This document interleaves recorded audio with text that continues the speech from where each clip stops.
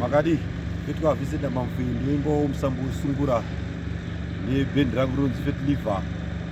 ane makore ndi music industry nabhamu rangu nyowani rakabuda kuzigombo ridone nematracks akasiyana ana Keteni ana Chii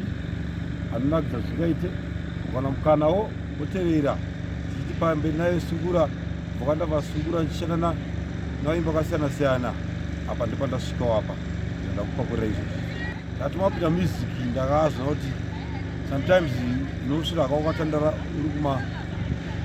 kumabhawo chimadoro but unogona time yekuti time yangu free yaya kutora gitari rako uridza uchimba uchibatsira vamwe nemashoko anonga uchimba adza music inoita kuti munhu udzoreke uwe munhu anorespekta pavanhu uwe munhu kuti unonga wakuziva kuti munhu akamira sei kutaura nevanhu tasei waaneka respect kari mauri nekushanda nevanhu zvakanaka.